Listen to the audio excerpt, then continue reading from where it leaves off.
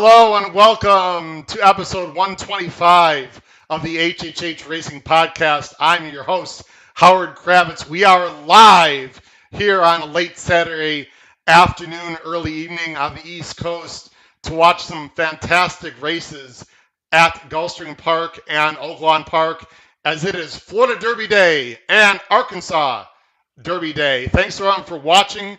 If you're watching, please make sure you join us in the live chat on the top right-hand side of the screen. Also, make sure you subscribe on the bottom right-hand side of the screen as well. You can follow me on Twitter at hkravitz, or you could email me on the scroll at the bottom of the screen, hkravitzhorse@gmail.com.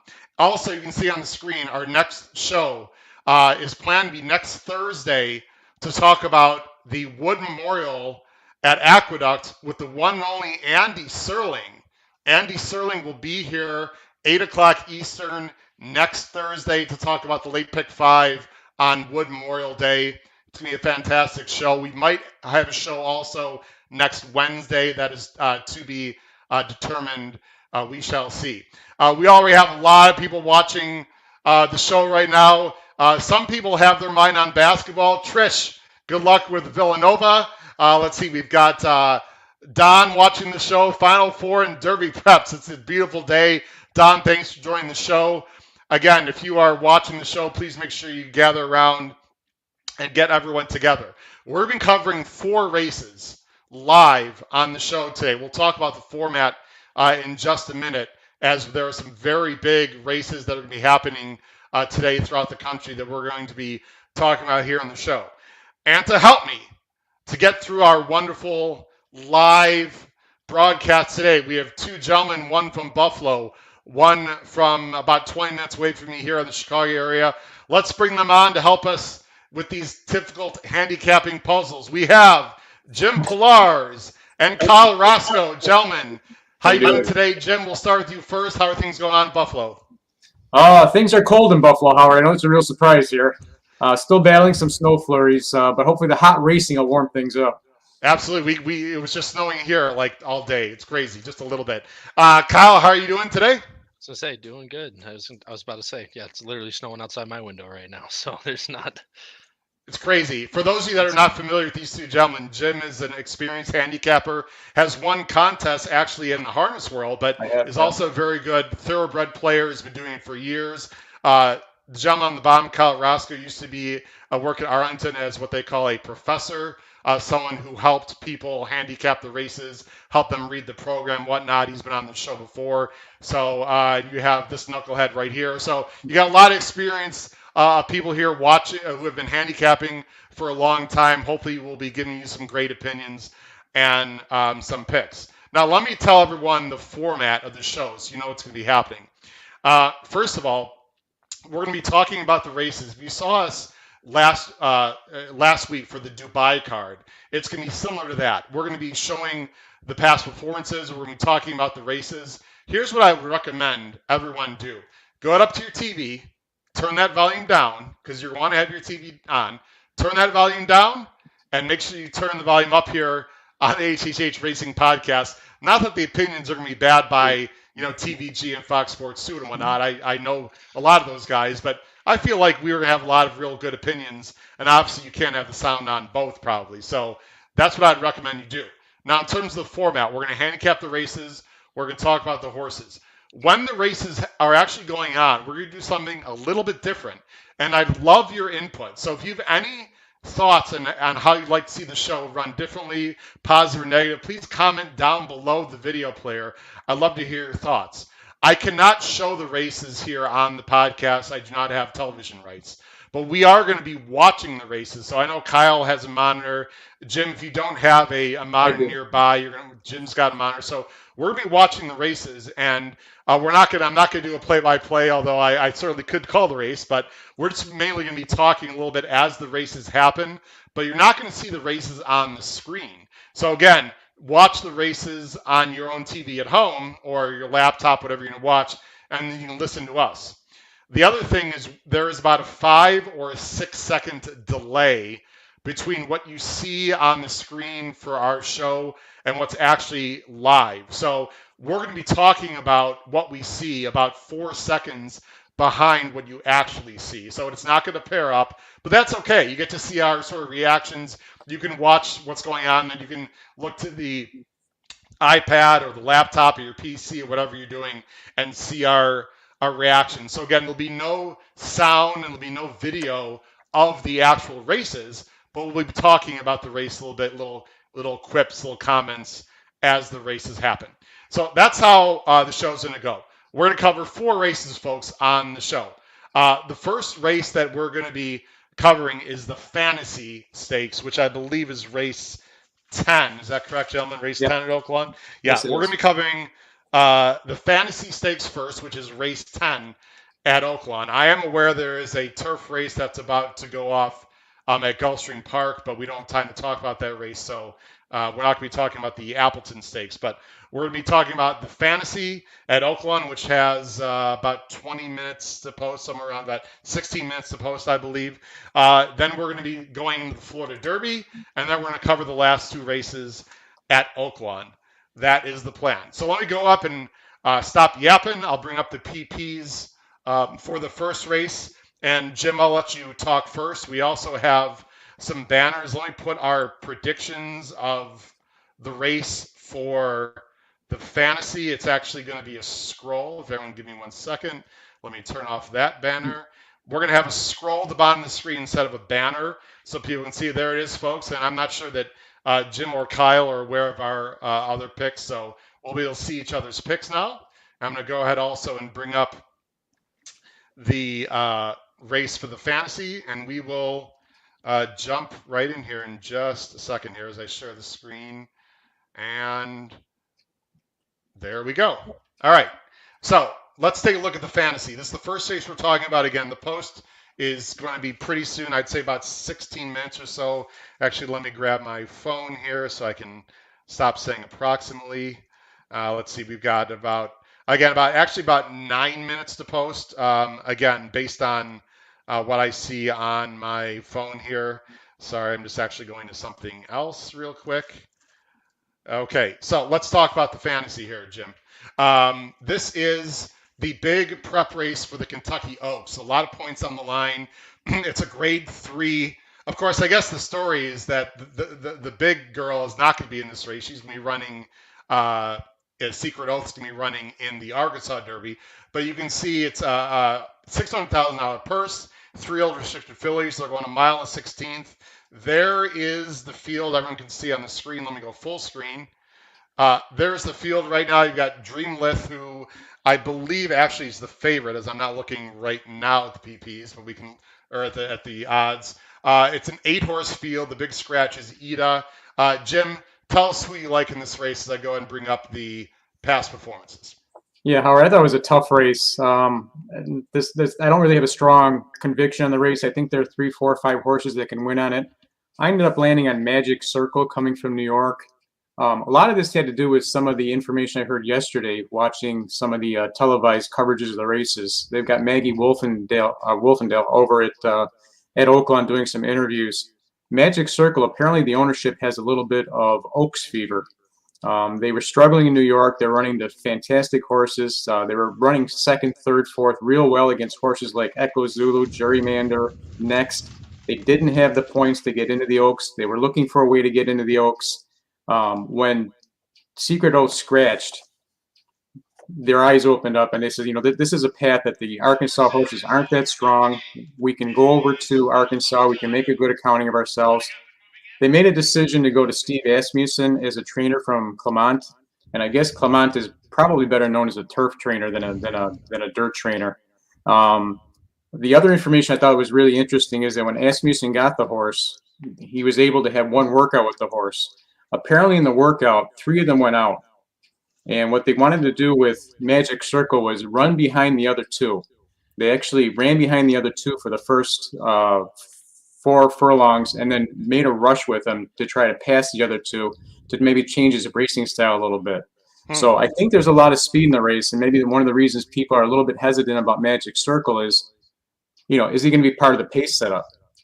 With the little bit of training that Asmussen's been able to do, I think maybe he's got a little alternatives now. Let's count on when he leaves. If the pace is okay and we can make the front comfortably, we'll do that. If there's a couple of horses heck bent on going to the front, we can maybe sit off of it and make a run.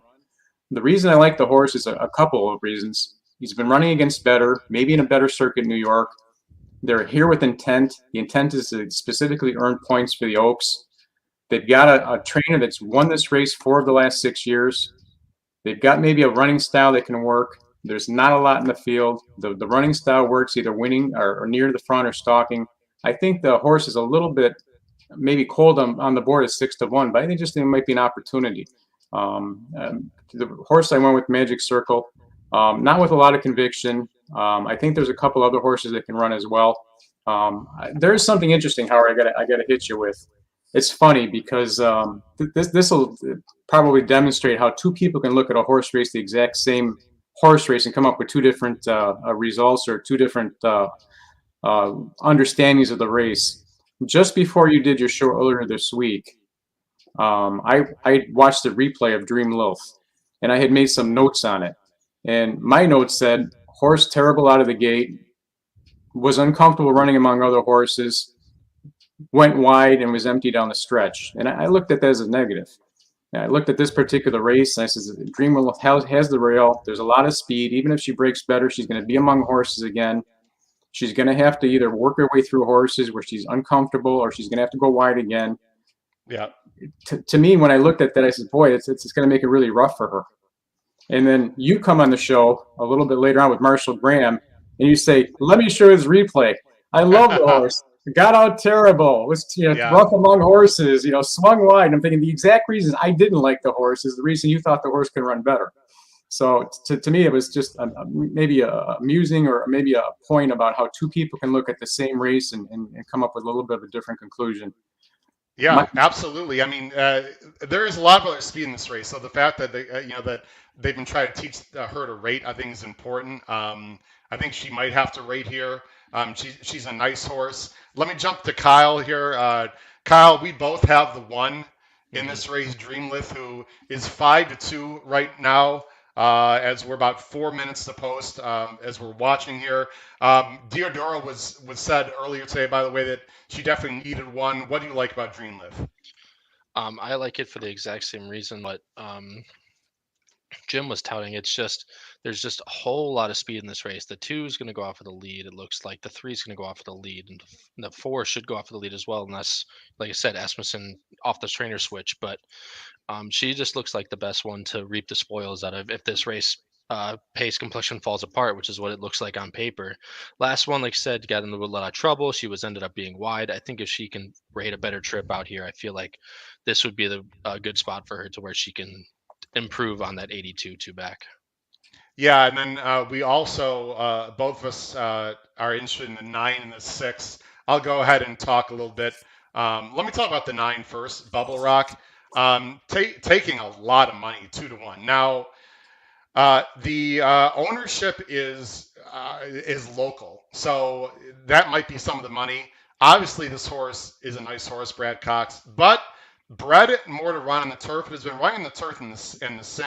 And I brought this up on my show earlier with Marshall Graham on Wednesday. That if you look at these two works at the bottom of the screen, very good. 47-3 breezing, and then 48 breezing on Keeneland's main dirt course. So does that translate to Oaklawn's dirt? I mean, I don't know. I would never take this horse at 2-1, guys, in a million years on the win end. Obviously, she can win, and it's one of the few horses in this race, in my opinion, that can pass horses. And then the 6, Kyle, this is the other Brad Cox. What did you like about this horse second off the layoff? So again, one of the best things is second off the layoff with Brad Cox. On the bottom of the screen, you can see 2 off, 45 to 180 is 30%. You can look at that through Formulator as well. 2 back, she in the mud at Oaklawn, Worker Maiden, again, showing a little bit of rating style, and that's, working more towards the style that I'm looking for in this race with all these horses that are going to vie for the lead here. Got into a rough, hot pace last time out in the 50,000, didn't really suit her well. Get Flavian Pratt back up aboard for Brad Cox, and like I said, to take a little bit of a price in this race with all this speed, I went with the 6 and landed on her. Yeah, I think Pratt's going to lay off the speed a little bit like she did 2 back. although that was in the mud, and so that might have been inflated a little bit by the mud. But classic Empire, and on the dam side, out of a Giants Causeway mare. So very nice breeding, cost 160,000. I'm going to go ahead and take the PPs off the screen here. Jim, what kind of, as I'm go ahead and looking at the screen here, we're coming up to the race. And again, folks, what's going to happen once again is we're not going to be showing the race on the screen, but we are going to talk about the race. And I'm assuming we're looking at the same race. Now, I'll just full disclosure, I'm looking at TVG. I'm not sure what you guys are watching or looking at. Yeah, I'm looking at Fox, so I don't know if I'll be behind you or not. Actually, that's going to be interesting. You know what, Jim? Can you switch to TVG? And the only reason I say that is to make sure that we're sort of seeing the same thing. Yeah. Otherwise, we'll be talking about different things. So that might be weird, obviously, for us and for the viewers. So if you want to go ahead and no, I should be able to do that while still keeping this terrific mug on. I'll tell you what. I'll just take it off the screen. Okay. And then I'll see you come back on. All right, so Jim is going to go ahead and get his TV on TVG there. What I see, folks, is they're not quite at the gate yet. They're behind the gate. Again, you folks at home are going to be 4 or 5 seconds ahead. So when we say they're off, they're obviously going to be off before that. I also want to mention, I'm looking, again, I'm watching TV here, and I'm looking at Gulfstream. There are some ominous clouds in the background. It's still sunny. I'd have to look at a radar. If we get some kind of freaking crazy downpour for the Florida Derby, that would really suck. I'm not saying it's going to happen. I'd have to look at a radar. All I can say is as the horses are coming in from the receiving barn onto the track at Gulfstream, and so they're not even in the paddock yet.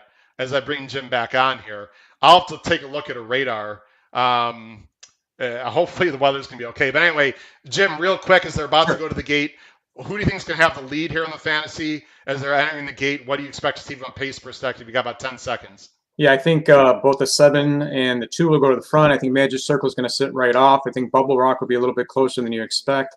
Interesting about Bubble Rock is that they actually brought him to Saratoga with the intention of running on dirt. Brad Cox was mentioning how the horse didn't like the deep turf in New York and loves it.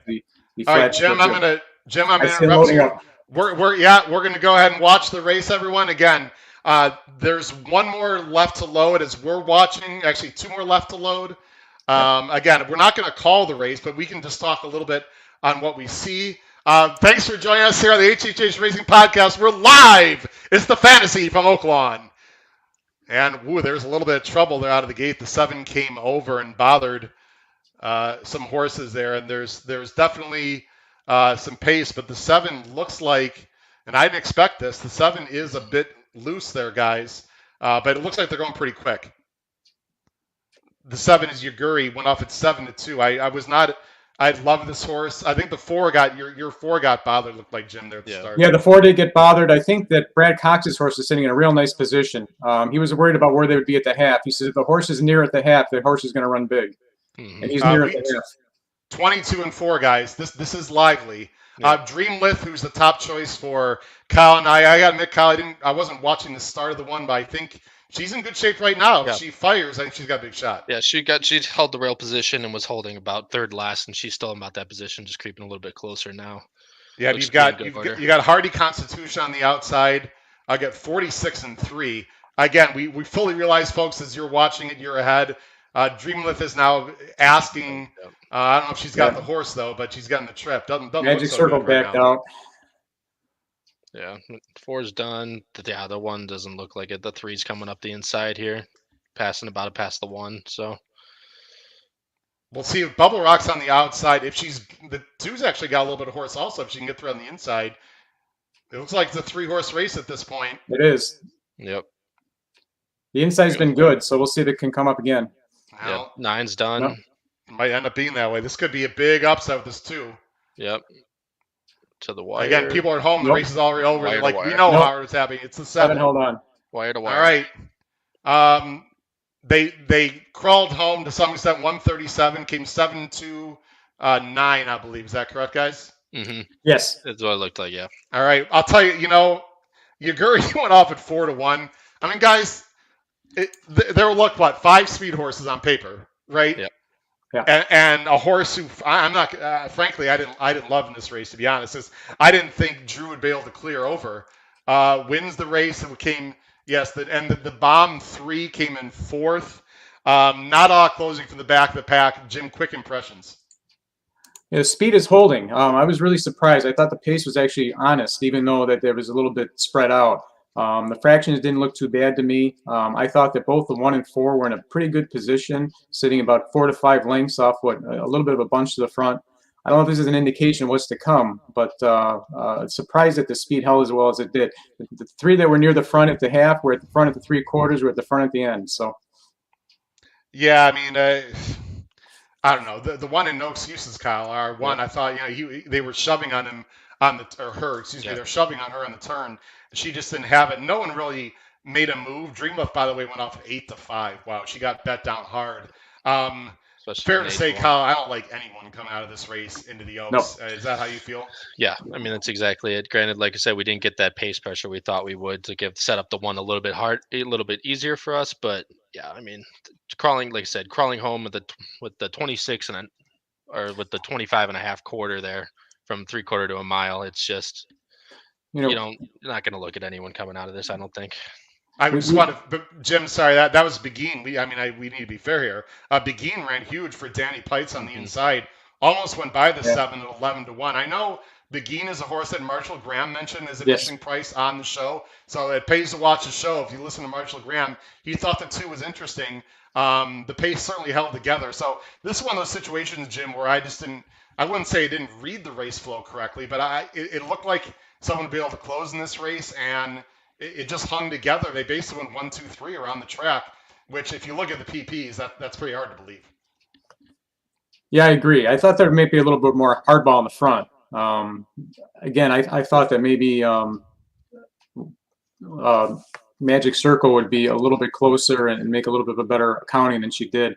Very disappointing for me. Interesting about Dream Loaf. One of the reasons I didn't like her, and we didn't get a chance to talk about this before the race, Diodoro is really not a good trainer or a well-known trainer with great estate horses. I was surprised that Marshall Graham picked her because Marshall Graham actually put a tweet out back about 3-4 weeks ago. At the time, Diodoro at Oaklawn was only 1 for 39. Only 3 of his horses had actually improved their buyers to that time. 36 of them had declining buyers, and almost half of them by more than 10 points, and Dream Loaf fit that profile. Guys, Jim, I'm sorry to interrupt you. There's an inquiry, sir. Uh-oh. We've got an inquiry, ladies and gentlemen. I believe it's the 2 and the 7. I'm sorry that we didn't say anything earlier. Again, any comments put on the screen there? Yep, Tom's all over it. There it is. I'm looking right now. I'm watching the head on here. I thought that the 2 came over on the 7. That's what I was about to say. Well, I'm watching right now. Let's see what happens here. Looks like the 7 closes a little bit, but then it looks like the 2 drifts back. Yeah, the 2 is hitting left-handed and drifting into the 7, I think. I have absolutely no idea why there's an inquiry. If they're saying, believe me, I think I'd actually prefer the 2. Actually, I don't know what I'd prefer, to be honest, but the 7 comes over a little bit, but the 2 actually maybe initiated the contact. Then they both drifted. Again, we can't show this live, but they both drifted, and then there was bumping. This is a 50-50 deal. I'd be shocked if this comes down, Jim. I agree. 100%. I'll tell you what I'd like to see, and again, we're not going to be able to watch the live telecast here. I thought the 7 actually came over at the start and bothered 3 or 4 horses. Mm-hmm. That's what I saw. I'd love to see the start of this race. Now, it's very rare that you see a horse come down from the gate. Just see Bayern in the dictionary, and if you don't know what that is, do a little horse racing history, because that horse still pisses me off when he bothered Shared Belief in the Breeders' Cup, and I'd like to say, I don't know, maybe 2012, I'd like to say somewhere around there. Cost me to pick 5. I remember that. Oh, Jesus. Sorry to bring that up, Jim. Anyway, if any horse should have come down, that should have come down. I still see an inquiry on the tote board. Again, you folks at home are only a few seconds ahead of us. Please comment. This is the beauty of live here. Tom thinks that the 2 came over in his opinion. Guys, what do you think? Should the 7 come down? Actually, they already took it off the screen, and I don't see a change. That was the most. No change. That was no change. That was a bit of a silly inquiry. I got to be honest. I don't know. It's a big race. It's for the Oaks. I get it, but there's no way in the world that was coming down. Congratulations to to the connections and for Giroux. Again, I'd like to see the start though, because Jim, maybe we'll be able to watch the start before the Florida Derby because we have a little time. If we see the replay coming up on YouTube or whatever, we'll try to watch the start of the fantasy. It sure looked to me, Jim, like the 7 came over at the start because a few horses to the inside, it looked like they got bothered, no? I agree 100%. I thought the 7, I don't know if it was enough to cause an inquiry, but it certainly bothered a few horses, or maybe had a few horses check a bit coming out of the gate. Did it have an influence on the end of the race? I really don't know, because I don't know if the horses that were bothered really were threatening at all during the race. The 9 wasn't bothered, the 2 wasn't bothered, the 4 had nothing. Dream Loaf really was empty. Did your Gary bother horses? Yeah. Did it really make a difference in the end? No. Here's your Guri again. Congratulations to Rudy Brissett, Florent Giroux. First time actually on this horse. This horse doesn't pass, really. So when I saw, in theory, you'd think maybe the 6 would go a little. The 4 you thought would be definitely going, even though he's been working behind. The 2 did go, but just wasn't quick enough. I don't know. I guess I think the key to the race was the 4 that you talked about. Jim just was bothered or didn't break. That changed the whole complexion of the race. No excuses, by the way, for Bubble Rock. Absolutely no excuses whatsoever. I think she's more of a turf horse, Kyle. She ran well, but I don't know what the buyer would be in this race. I mean, Yuguri's best buyer is an 80, Kyle. If you just take a stab, what do you think the buyer is going to be coming out of this race? I would probably improve a little bit off the 80, but I couldn't see anything more than 85, realistically speaking. Especially like I said, coming home down the stretch, crawling, granted a good fight between both the 7 and the deuce, but I in my opinion, I don't see it coming over 85, maybe 85, 86. Yeah, good fight would be. That's a very nice way to say it. By the way, I know you folks at home don't know what I'm doing, but I'm actually looking at the Weather Channel right now, and it doesn't. I think we're going to be okay in Florida. The skies didn't look great in the background, but I frankly don't see much going on in terms of the radar. So I think we're going to be okay with the Florida Derby. Any other? Whoops, I'm sorry. We didn't want to do that. That's exactly what I don't want to do. I greatly apologize about that. Okay, that's what I can't do. All right, don't worry. No one's going to handcuff me for showing that for 2 seconds. A 5-second rule. Yeah. Jim, I mean, Yuguri's going to the Oaks right now. The one thing that will do is definitely speed up the early pace of the Oaks, that's for sure. So I guess when you think of the Oaks, that could hurt Echo Zulu. Thinking about it, that I'm sure the Echo Zulu connections are not happy that Yuguri won, right? Yeah, the less pace for Echo Zulu, the better. I don't know if they're worried about Yuguri. Me looking at the race, I don't really see any Oaks contenders coming out of here at all. Well, just from a pace perspective. From a pace perspective, it could certainly make a difference for you can get a thrill for the first 3/4 of a mile. Yeah. If you're on Yuguri. Echo Zulu, very disappointed, by the way. Maybe we can talk about that for a moment. The last race, a lot of rumors about her coming a little bit unfit, a little bit heavy. I know that I was crushed when she, held on. I was a Hidden Connection person as well, and certainly had a pick 5 alive with Hidden Connection. It should be an interesting Oaks. The horse that must be kicking themselves, or maybe the owner, is a Secret Oath right now. How much would Secret Oath have won this one race by? Well, she's already qualified for the Oaks because of the last race, so she's in the Oaks. I mean, they're taking a bigger swing. What is it, $1.3 million for the Arkansas Derby? I got no problem with her going to the Oaks, but she would have won that race by 10 lengths. Nah, she would have blown by that field. We're not going to show the prices. By the way, that 7-2 Exacta comes back 86 for 2. The try was also nice, 136 for 50 cents as the favorite Dreamlift runs out. I have to say, and I said on my show, this is not second guessing. Dreamlift was not like the strongest choice for me. I just thought it could be Dreamlift or anyone, and ended up being anyone. That's all. One more comment, then we're going to talk about the Florida Derby. This is interesting, guys. According to H. Dumity, H, thanks for watching the show. They open the markets, the bookies do, based on the inquiry. That's interesting. So I don't know if you'd like to maybe switch your pick, you could have done that. I find that fascinating. All right, let's go. We're going to go into the Florida Derby. There is about 8 minutes left of the Florida Derby as we yap here. So let's get right to it. This is one of the 2 big races that we'll be talking about today, ladies and gentlemen. The Florida Derbies. I go ahead and bring it up on screen here. Everyone give me a second as I go ahead and switch screens here. All righty, here we go. There it is, the Florida Derby, race 14, sponsored by Curlin Hillendale. It is, of course, for a mile and eighth for restricted 3-year-olds. $1 million is the purse. And there you see most of the field. I'll go ahead and make this a little bit smaller. There you see the field. These are not the current odds right now, I don't believe. But we'll show the current odds here in a minute. It's mainly a 4-horse field. I have a fascinating horse in this race that I'm very interested in. We're going to take a very short break here before the race starts. But let's jump right in here to the past performances right now. Okay, and let me show again, I'm pressing a bunch of buttons. Bear with me here. There's the ticker. Kyle, we're going to start with you as we've got, how many minutes to post, guys? Look 7. at my 7. We got time here. Okay, we're going to, by the way, in about 4 minutes to play. In a few minutes, we're going to take a short break. Kyle, who do you got here? I got simplification in this one, starting off with, I know a lot of people are going to be on Classic Causeway here, and it's just on the Tampa Bay Derby. Just again, another perfect trip for Classic Causeway, running the front at 23 and 3 and 48 and flat. It's just for me. It's just 2 great trips in a row in both the Sam F. Davis and the Tampa Bay. I'm going to play against him here, which I think the very interesting thing is both the 2, the 3, the 6, and the 7. So Classic Causeway, Simplification, Charge It, and White Abarrio are all around that 3-1 mark, in which I think if they stay there, this could be a pretty decent. If you can pick the right one out of those 4, I think you could get paid pretty well here. And like I said, simplification, it's just, I think Classic Causeway is going to go to the lead. I know Charge It's probably going to want the lead as well. And White Abarrio might be just a little bit off of them, but I think simplification can get a pretty good trip in here, and he can get through on the stretch. I know Gulfstream, people are going to look at me and say Gulfstream's not a very good closing track, and I do understand that.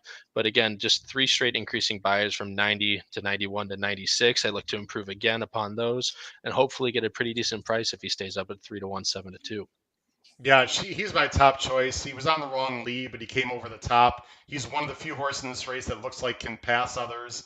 7-2 is actually a little bit higher than I thought right now. Is the current favorite, I believe, is Charge It, and we talked about this. I talked about all week that this might end up being the favorite. He's 2-1 right now. White Abarrio 7-2. Jim, you're going with a horse I frankly do not like at all. I'm either going to be very right or very wrong. I'm completely against Classic Causeway. Jim, tell me why I'm wrong, please. Classic Causeway, I think, is being underestimated here. Everybody's looking at the buyer from the last race. And I don't know if you guys are married to the buyers or not, but Craig Malkowski does a Timeform US. And Craig Malkowski is insisting that there was a timing misfunction with the last race at Tampa. He said that they didn't include the run-up. He retimed the race. He looked at the videotape. He's got the race at a 114 time for, from which would kind of translate to a 94 buyer. That makes a lot more sense to me. If you change that 84 to a 94, and if Craig Malkowski is right, and the boys at Timeform have gone through this with extensively, then I think the horse makes a lot of sense. Best out of the gate, front holds over at that track. The only other horse I think is really going to give him a run for the money to the front is Charge It. And I think Classic Causeway is going to do one of 2 things. If Charge It is insistent in having the front, I think Classic Causeway is going to sit right behind. And just like the race you saw, they're going to run 1-2 around the track. I really think it's a 2-horse race, by the way, Classic Causeway and Charge It. If Charge It is maybe not up to the task, everybody's impressed with the training. Everybody's impressed with the works the horse has been doing. But it is a big step up in class. When the horse cleared last time did in 24, it's probably going to have to go 22 this time. Classic Causeway, I think, is sitting in a perfect position. You're going to fly out of the gate, going to be in the best part of the track, inside, sit in first or second. Everybody forgets about that Sam F. Davis. That Sam F. Davis was an impressive race. He was pressed every step of the way. When he finished first by 3.5 lengths, the horses that ran second, third, fourth were all sitting 5th, 6th, 7th, 8th back of the pack early in that race. All the horses that ran up with them in the front faded. Super impressive race 2 races ago. If you adjust the last race, the Tampa Bay Derby, up to the appropriate time, I think this horse is almost a stick out, a standout. My only question with Classic Causeway is he doesn't need the points. Are they going to empty the tank? Are they going to go all out for it?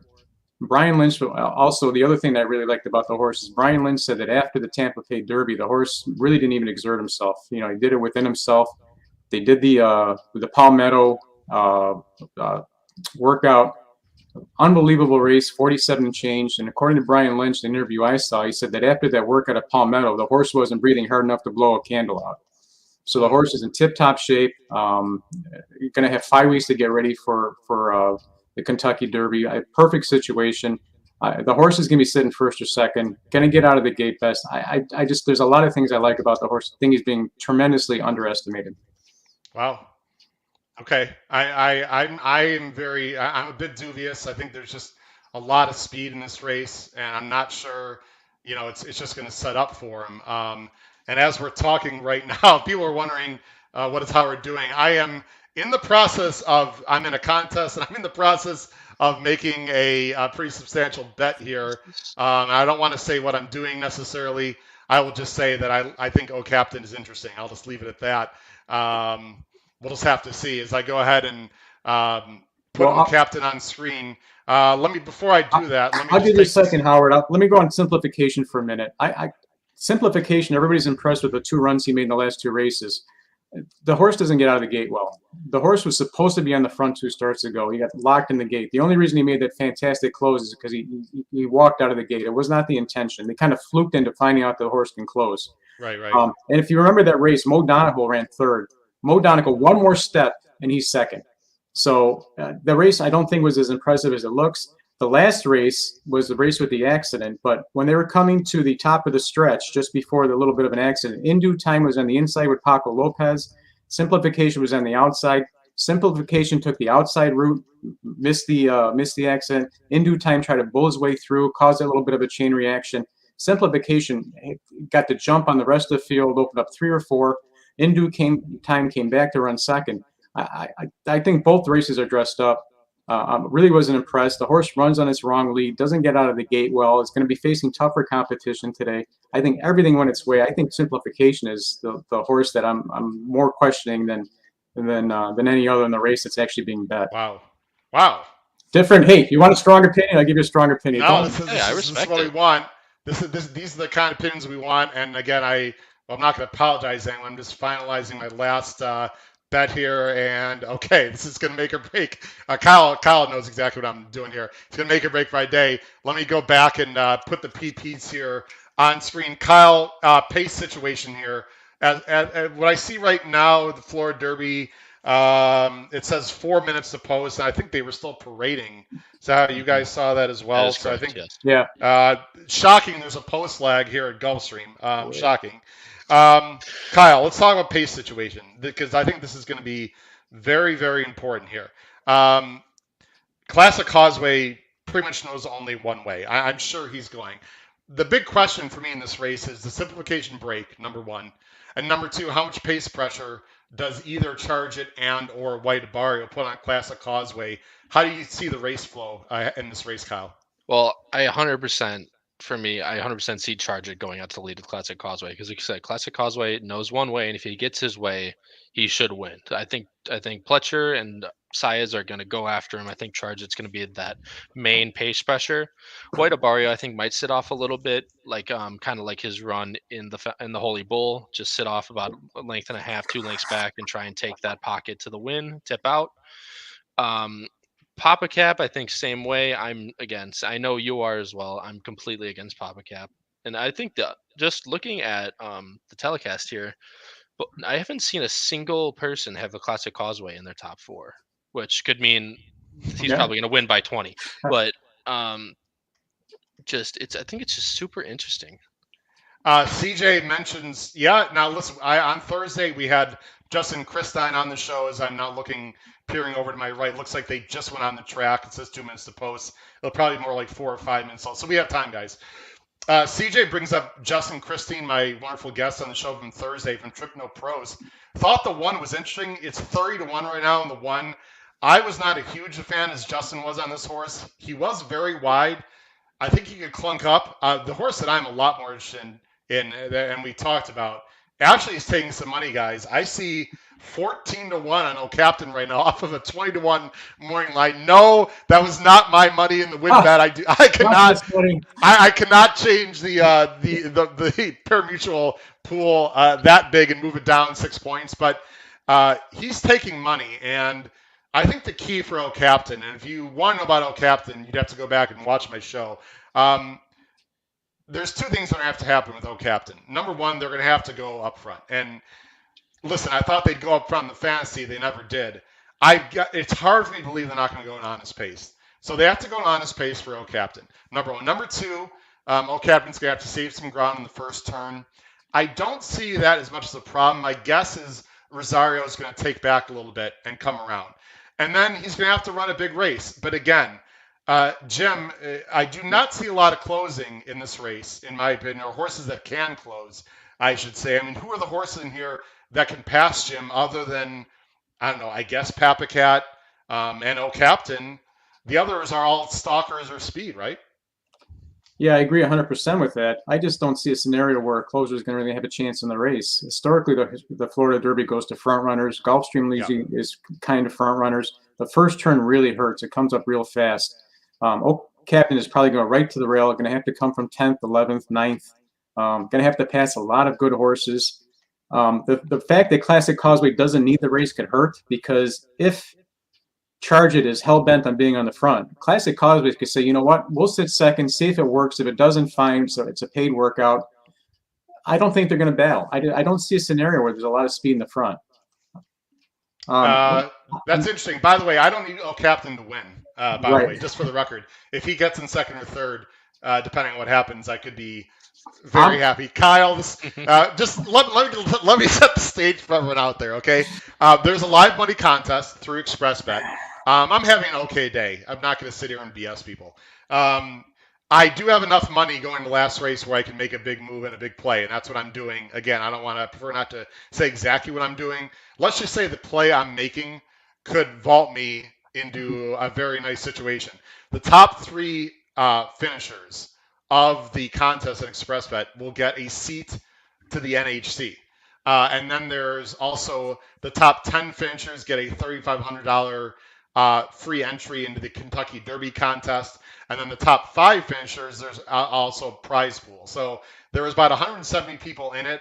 I was about in 40th, 45th, somewhere around there, coming in this last race. I had a few things not quite work out for me well, and again, I don't want to give out details. Let's just say I have enough money here to fire into this race. I'm firing because that's just what I do.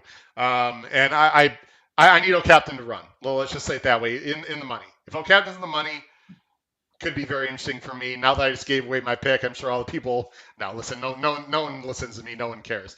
Kyle, the track seems pretty fair. There have been some horses on the outside that are able to close. We saw Kathleen O 3 or 4 wide and close. So it does seem to be a fair track. Would you agree with that? Yeah, and then there was that one, I don't remember his name in one of those races, the 4 off the layoff that was able to close by everyone. Yeah, was able to close by everyone as well. So absolutely, it seems pretty fair today. I've been watching it, been watching it all day.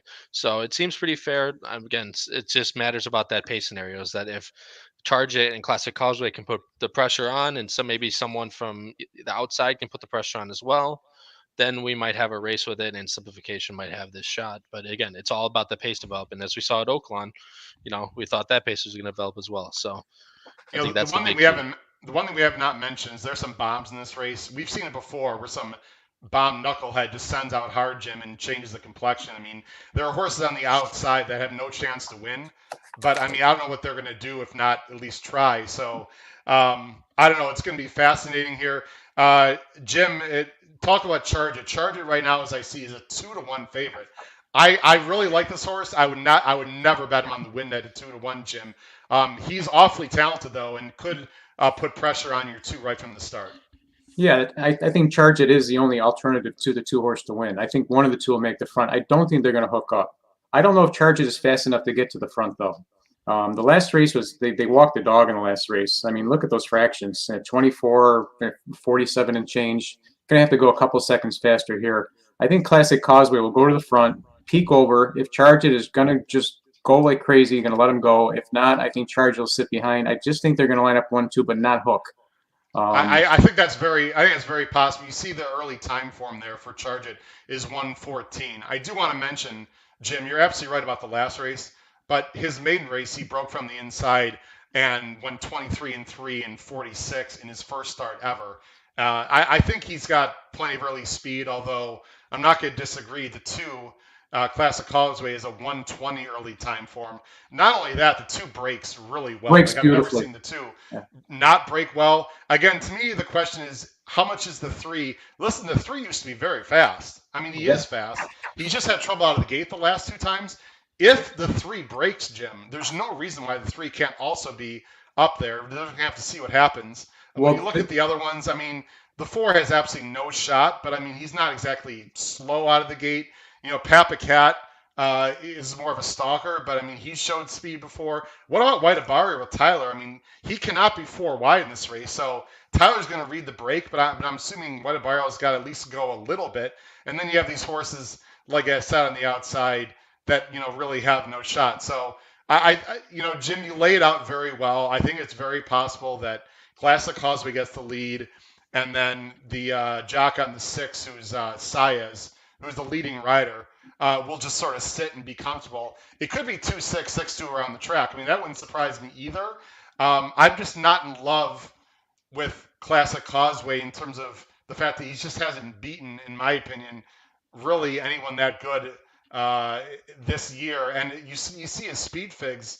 You know, the best he's run is a 90. I don't know if he's improving. We'll see. The interesting horse here could be Simplification. I heard an interview with Antonio Stanio, the trainer. Actually, they're going in. They're stepping. I'll let you finish real quick. They are stepping to the gate. He said they're gonna lead with Simplification. That they want to get better out of the gate, and they don't want to get too far behind Classic Causeway and Charges. So they plan to be real near the front. Okay. Listen, they're loading the gate, guys. It's very exciting. Of course, we all know that all of you are a little bit ahead of us. The break is going to be huge in this race. There's 3 or 4 races. I just want to see Captain and Rosario just flying late and give me at least a cheap thrill. If he wins, that would be absolutely fine too. In a weird way, it's too late for you. I will say that I have big tries with Captain, everyone.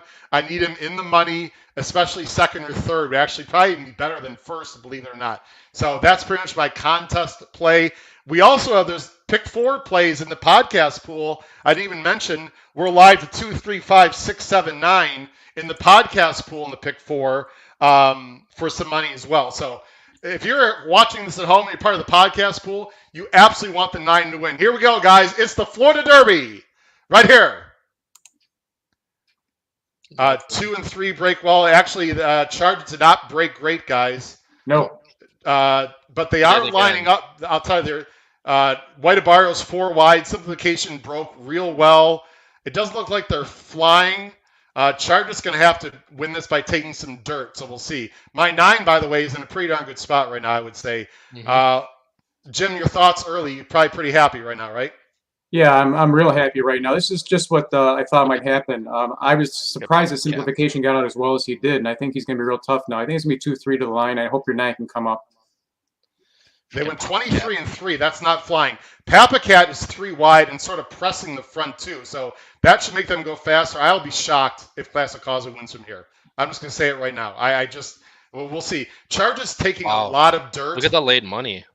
Simplification 2-1. Classic Causeway. Classic Causeway's backing out of it, guys, a little bit, unless he's saving. 47. Simplification's about to take over. White Abario, Papa Cat is running a monster race. Oh my goodness, are you kidding me? No, Papa Cat, right now it's Simplification and Papa Cat. Here comes White Abario. It's stepping up. It does not look like Captain's going to be in there. He's just not running well enough. Simplification and Papa Cat. Right now you got White Abario. Here comes Charge It. Oh my goodness, look at the stride on Charge It. Are you kidding me? Charge It's got a monster stride. I don't know if he can get there. White Abario 3 wide. They're 3 across the track in the Florida Derby. Simplification. Papa Cat. Here comes White Abario, who just came in a little bit. White Abario, and you got Charge It on the outside trying to come. He's lugging in. It's going to be White Abario or Charge It. White Abario, Charge It continues to lug in. That's going to cost him the race. White Abario for And the celebration, wow, White Abarrio takes the Florida Derby, charge it. A very tough luck second. They went 110 for 3/4. They finished in a relatively slow 150 and 3. I wouldn't say that was the most visually impressive race. White Abarrio for, I believe, Safi Joseph, right? For Safi Joseph takes it. Guys, there's a lot to unpack. Oh, Captain, by the way, just didn't really run on. They were going fast enough. It was just too much too soon, I guess. For Charger coming down the stretch right now. He's going to go in behind the 7, and he's going to almost have like a check moment. Yeah, he was green.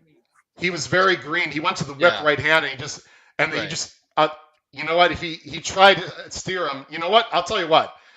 I want to make it. We're watching the replay here. I'll tell you what cost Charger possibly, and that was Saez, right? The horse was green. We're definitely going to be showing the replay here at some point. Deep in stretch, did you see that when he was lugging in, Luis Saez straightened him out, but then he touched him right-handed. Did you see that? And that made him go a little bit more. If Luis Saez stays left-handed, and he's a great jockey, in my opinion, if Luis Saez stays left-handed the entire length of the stretch, I actually think Charger wins. Charger was as green as grass. White Abarrio, I gotta admit, I didn't love him in this race. He had a temperature. They had to back up his work. I know Justin Christine did not like him at all. I was wishy-washy on White Abarrio. I didn't love him.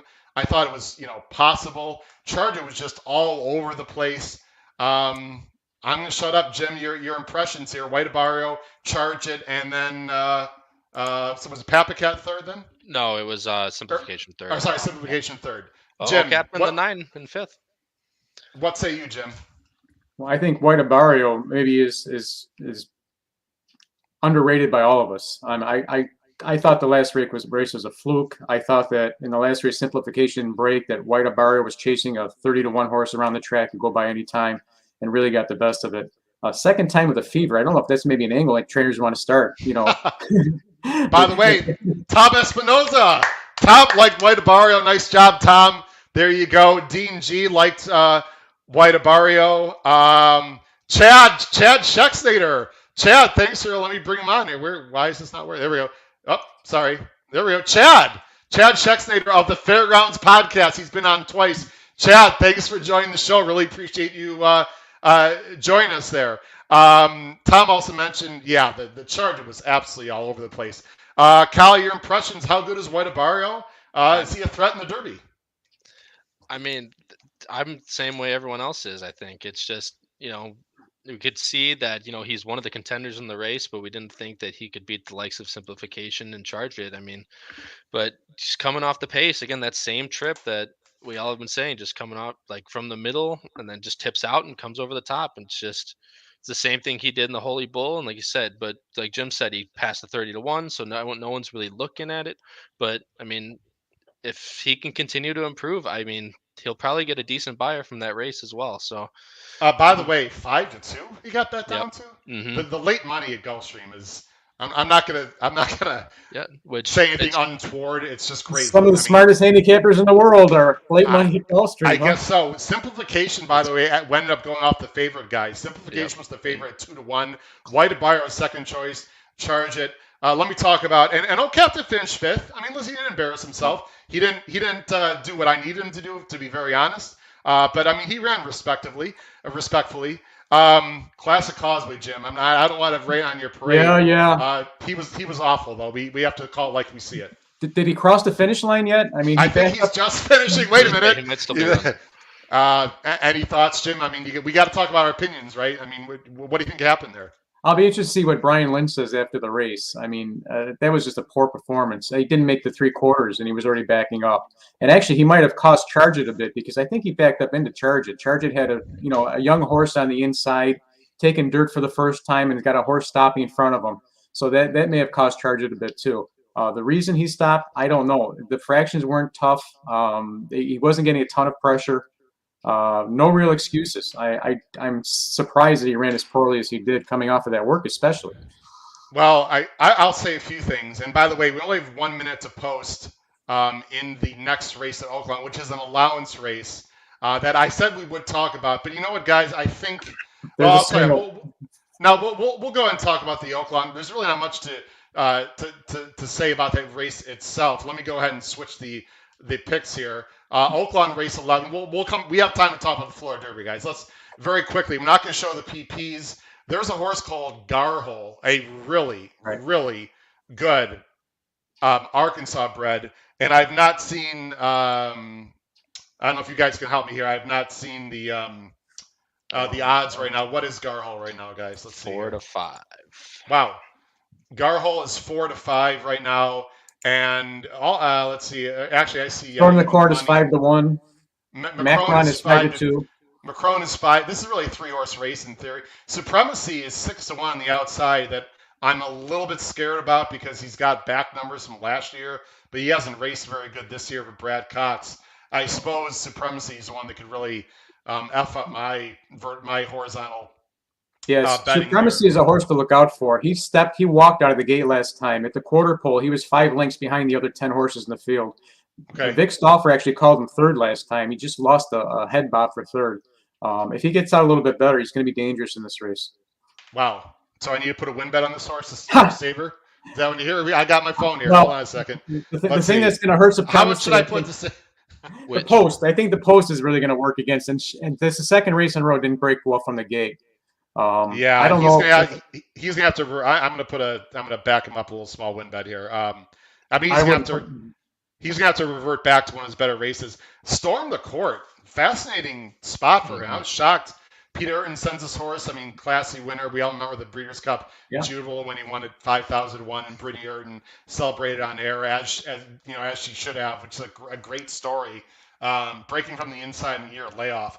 To me, guys, if Garl gets any kind of trip, really, he can win. And Marshall Graham, who was on the show on Wednesday, loves Garhole. He told me on the show that if this horse was anywhere near like 5 to 2, he'd be making one of his biggest bets of the year. The horse is 4 to 5, so I don't know if Marshall's what kind of bet. We do have some more comments as they're about to approach the gate there, the Oaklawn race. We will get back to the Florida Derby because there's some more things to talk about here.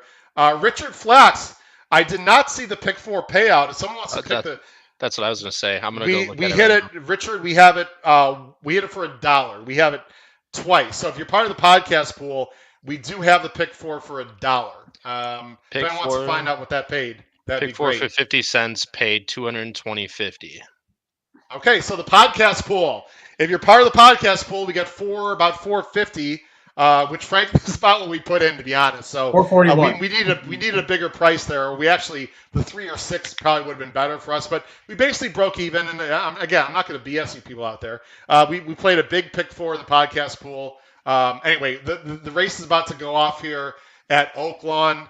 I personally need Garhole and or the 8 Macron. Let's just see what happens here. We're off. And I'll be transparent as well. I have a big trifecta straight 5-8. So let's see what can happen. They are. I'll tell you what. Garhole did not get off great. Nope. They are flying. It looks that way. It looks like they are absolutely flying. Which Storm the Court's 1 and the 2.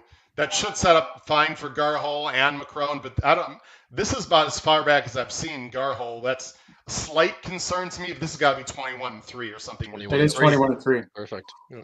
Was I right? It's dead on the number, actually. They haven't even put it up on the screen there. Okay. Right now, Macron is on the inside. Garhole's going to be 3 wide.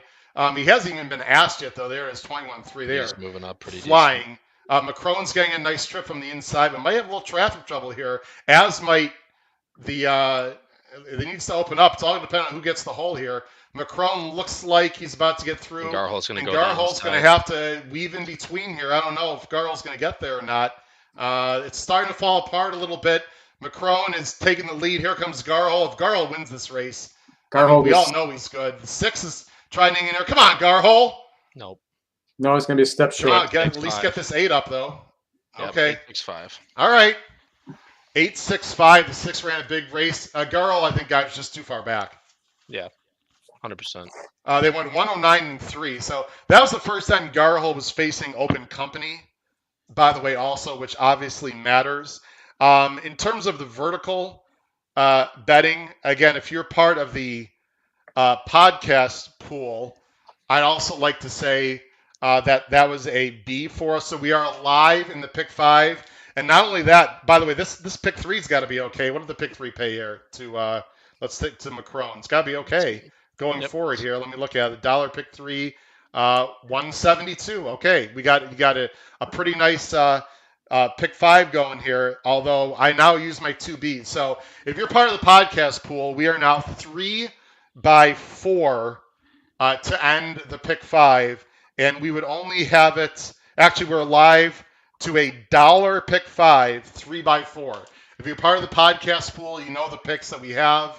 Again, we're going to be live basically to 3 top choices in the Arkansas Derby and the 4, what I think are the 4 best horses personally, or 4 of the better horses in a wide open race to end it. It's going to be nail biting time. And if we do happen to hit it, we'd hit it for a dollar pick 5, and we would definitely get our money back and profit. So let's hope that the podcast pool hits. All right, let me go back here. I'll tell you what, guys, we're going to take a real short break. We've been going live here. We're going to take a very quick commercial break. Let us catch our breaths here. We have 2 more races left. Excuse me, 1 more race. Sorry. 1 more race left when we cover. It's the big one. It's the Arkansas Derby. Ladies and gentlemen, let me go ahead and take the banners off the screen. We'll be back literally in about 2 minutes, folks, and you will see a 30-second countdown on the screen to know we'll be back. Again, that is Kyle Roscoe right there. Jim Pilar is right there. This is the HHH Racing Podcast. We're watching live coverage of the Florida Derby and the Arkansas Derby. Thanks for joining us, everyone. We will be right back after, I guess, can we say, these messages.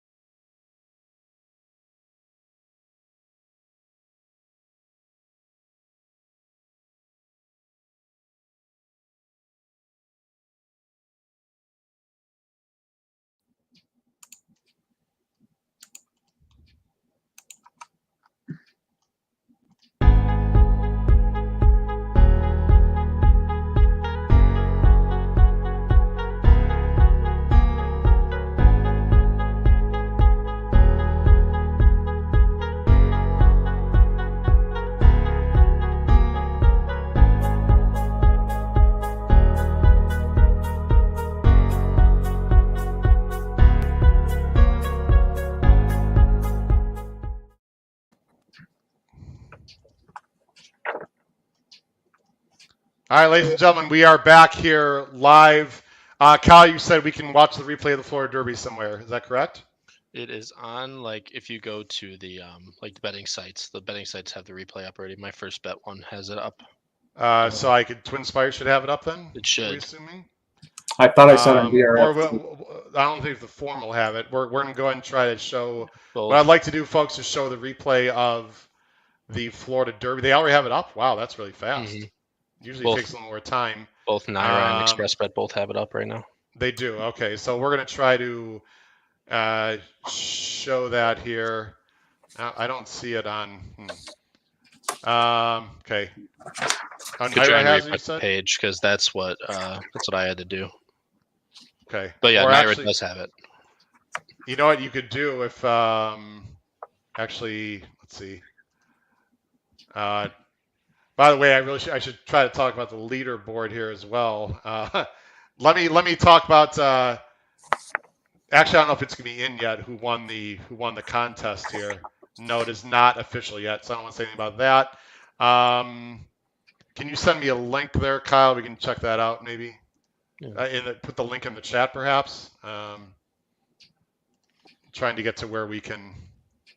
Yeah, no, I understand. Like I said, it's on the betting website. So Naira, you have a Naira account, right?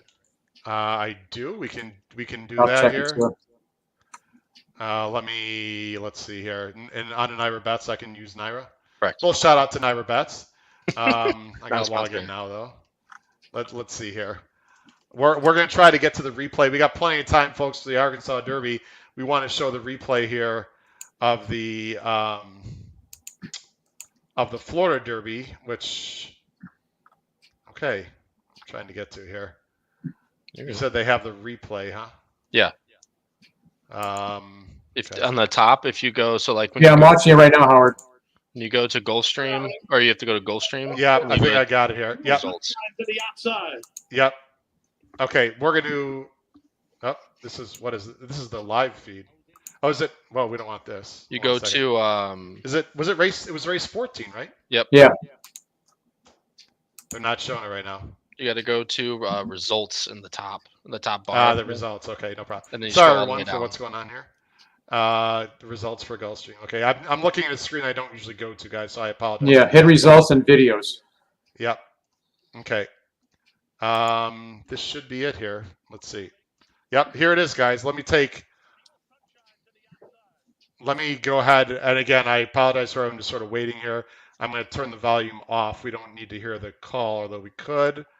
Let me stop it there, bring it on. Let's talk about, we have plenty of time for the Arkansas Derby here. Let's just quickly watch the replay of the Florida Derbies. I bring it up on the screen now that we can watch it here. Let's just go ahead and watch. I'll pause it through as we talk here. As they go ahead and they break from the gate, you're going to see simplification broke well. Let me just freeze it right here. You can see there's charge. It didn't quite break perfectly. White Abario, of course, is the gray, breaking very well. Jim, you were surprised simplification was up close to Classic Causeway as he was. Maybe not surprised because the trainer said before the race, Sanyo, that they were going to try to break better and not let Classic Causeway get away from them. Maybe he was a little bit too close to the hot pace. It's hard to tell. I don't think it was a hot pace, though. I'm very curious. I thought simplification maybe was a little bit dressed up coming into the race. Maybe that's the only opinion I've had right so far. But I really don't have an excuse for the horse. Classic Causeway stopped. He inherited the lead and couldn't hold the rest of them off. So let's freeze it right here. So you've got Classic Causeway, who always breaks well, in a good spot. Simplification, exactly where you think he would want to be. Papacat loomed up and actually ran a better race than he's run. I was completely against him. But he ran perfectly fine. And great job. Fantastic job here. White Abario. Was that Saez? I got to go back and look. No, it's Tyler. Oh, Tyler Gaffleone, sorry. What a great job by Tyler, because he was in the four-path there, guys, a little bit, and he's able to angle over in a good spot. I'm going to probably talk about Charge a lot in this race because he didn't break great. Not bad. Didn't break great. Took a lot of dirt. Talk about an education. This is a serious education by this horse, guys. Takes a ton of dirt and still ran on well. By the way, my 9-0 captain, my long shot bomb play was right here. And then the one who's a horse that was Justin Christine was interested in, who he thought would break better, again broke slow and was too far back and didn't really run that well. We'll go ahead and show this through. They're going to put the fractions up here. All horses appear to be pretty comfortable. White Abario is rating very kindly. And Jim, there you see the 23 and 3. I mean, they're not flying, They're not. but I wouldn't say they're crawling either. Everyone looking pretty comfortable here. Your thoughts right at this point, Jim? It's interesting as I'm looking at it now. The horses that finished near the top, other than Classic Cosme and Papa Cat, but Simplification 6, 7, they're sitting second, fourth, and fifth right now. So there wasn't a lot of deep closing in the race. It looks like you do have to be really the closer into the first flight.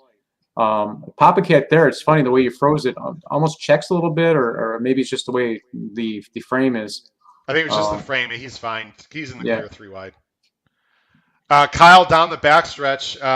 And just what happens, charge it now. Well, you see, I mean, Charge It, he's trying to get out. I mean, Charge It, he was trying to get to the outside there. I should have had. Right here, I mean, anchors down for Classic Causeway. If Simplification is the real deal, you see 47-1. I think if you're a fan of Simplification, this race has got to cause serious concern, Kyle, because really he broke well. He was in a perfect spot. He took over, and as we watch the race, he just could not finish it off at all. 500,000%. It's just the thing is, I mean, you have that outside draw thing from Papa Cat that I was laughing about while we were watching the race because he actually did finish fourth, so he finished up decently, but not like we all thought, not to the extent, like I said, before the 3/4 pole. I mean, Classic Causeway's dropping anchor already to pretty, like I said, not a fast pace, not a slow pace, but I think that hurts everyone from the back. That like Jim said, everyone from the front or the middle is going to be the finishes at the end. Yeah, the top 4 now are going to finish the top 4, just what order they're going to finish in. That's correct. Absolutely. I know there are some comments. We'll put them up. We need to talk about Charge It. Charge It is absolutely under the whip. I mean, asking a ton. I mean, look at this. But look at the stride. I mean, it's a little bit hard to tell. Charge It's got a monster stride, guys. I mean, look at how long his stride is here. He's reaching out. Right here, I actually thought Charger was going to win, to be honest, right here. I did too. Papa Cat gives it up. He's on the wrong lead like he usually does. And Simplification. Here comes White Abario. I mean, could not have gotten a better trip. Now watch carefully, guys, with Charge It. Again, Luis Saez is fantastic. They went 110 and 3 3/4. And because I'm a math teacher, I can do the math. They went 23-3 the first quarter. They went 23 and 3 again in the second quarter. And they went 23 and 3. 3. So listen, this is an honest pace. They're clicking off 23 and change here. I don't think this final quarter really was that fast, though. Little concern going forward. But you see right here. Now watch chart. Okay, he sees left-handed here, right, guys? Left-handed, correct? And again, I'm not a jockey. I've never been on a horse. But we have the right to criticize because I think Charge It would have been a little bit better for me, frankly. But I'm okay with White Abario winning selfishly. Watch what happens here. So he goes right-handed stick, right? Look what he does. See this? Okay, so fine, no problem. Saez, now he corrects, right, guys? He's correcting with his left hand, but watch a few strides from now. He switches back to his right. I think this is what cost him, right? See, he angled right there. Do you see it right there? And he ducks in again. Did everyone see that? Yep. Watch us one more time. This is very important. I'm going to back it up a little bit. Right? Oh, sorry, I got to back it up more. My bad. Okay. Watch again, Charge It, guys. Okay, he ducks in. He corrects. It looks like to me, guys, he's got the momentum to go by, in my personal opinion. Okay, but right there, he goes, see, he ducks in again, and now, and you can see, look, he's like in a bad spot. He would almost, I mean, by the way, how dangerous is this sport? I mean, this is, what, a foot? Yeah. Right here where they could have checked and had a disaster. Now he was trying to dive to the rail? I don't know. Now he's on the wrong lead. See, now he lost his lead. He had a lead change, and that cost him. Could he have won? Everyone comment on the screen. Could have Charge It come up in between Simplification and White Abario? Right here. If he stayed right there, maybe. I don't know. I know it looks like we're splitting hairs, and he lost by a length, but he lost his momentum. I don't know, guys. Comment what you think there on the screen. I'm going to go ahead and take this Actually, let me do this before I get in trouble again. I don't want to show something I shouldn't be showing. Comment what you guys thought. I personally think maybe Jim's right. Maybe if he just stayed in between, he could have won. I personally think if he just stayed left-handed, and therefore he didn't have to change his leads, I think he wins. Jim, what's your thought looking at Coltsing out in the stretch? When I looked at it, the horse's head was pointed to the rail. I think the horse itself wanted to run to the rail. That the horse was maybe used to training, along the rail and thought that's where he should be, and the jockey wanted to keep him outside. And there was that moment of confusion there. The horse wanted to go inside, the jockey wanted to keep him a little bit out, and he ended up running behind White Barrow, and kind of in no man's land for that half a second. Lost his lead. Really, it was impressive he still held on for second and ran as well as he did.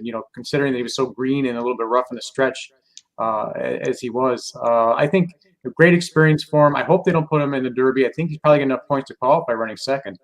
But this is a horse I think that maybe needs a little more seasoning, a little bit more work. Target something a little bit further down, maybe a Preakness. Again, a lot of hope for the horse. I think he's going to be an excellent horse going forward. Maybe later in the season, though. Well, he's definitely qualified, Jim. He's got 40 points. He's definitely in the Derby if they choose to go. And then Simplification finished third, right? So Simplification was already in. So really, in terms of the point situation, what we got out of today here, out of this race, is White Barrio's in. And Charge is in. The top three finishers are in, and Classic Causeway is in also, though, because of the Florida Derby win. You know what? I wouldn't be shocked if Classic Causeway actually runs better in the Derby than he did today, only because they were not even thinking about they were questioning whether to go into this race. It's sort of a quick turnaround, Jim. I just don't like this is a bad race to come off into the Derby, and also the pace scenario with Forbidden Kingdom.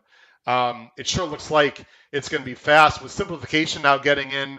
White Barrio's not a speed horse, but he's not slow. The Derby right now sure sets up like there's going to be plenty of early speed, Kyle, as of right now. 100%. I mean, and you add Epicenter into that mix as well, and you got that's a three-way at least right there. So definitely a lot of early pace I think sets up for the Derby, which could make it really interesting to see, who's going to prepare for the Derby. If Simplification, if they look those two races and then they look at this one where he goes off the lead and kind of doesn't have enough at the end, do they start training more towards a middle pack or something like that? So I think a lot of this could be very interesting, especially with Epicenter and Forbidden Kingdom being added to the mix. Again, if you're watching live, that's Kyle Roscoe right below on screen there. Jim Pilares, thanks for joining us here on episode 125, the second ever live show. Tell us what you think of this format. Do you enjoy the show? Again, we can't show the actual video live due to copyright issues and whatnot, but we're reacting to it live as we see it. Of course, you're seeing it a few seconds ahead. I'm enjoying the hell out of myself, I can tell you that. Hope you guys are enjoying it. Please comment down below the video player how you think of this format. If you're enjoying the show, what changes you'd like to see. I'm certainly open to comments. We have about 21 minutes to the Arkansas Derby, so let's make our final comments here on the Florida Derby. I'm gonna frame it this way, and I'm gonna go to Jim first. Jim, if Charge It goes to the Kentucky Derby, which I'm assuming they will, what odds do you think it'll be, and what chance do you give him as of this very moment? I think the odds will be long. I think the odds will be 20-1 plus. The horse is green, young, and experienced. I don't think I would like to bet the horse in the Derby. I think it's too soon. I think it's too big of a field. Couldn't make the front in this field. Got out with fourth or fifth. Did get a great experience. Mile and a quarter, 20-horse field. Good horses that are going to be in the front. If Charge It goes and draws money, won't be any of mine.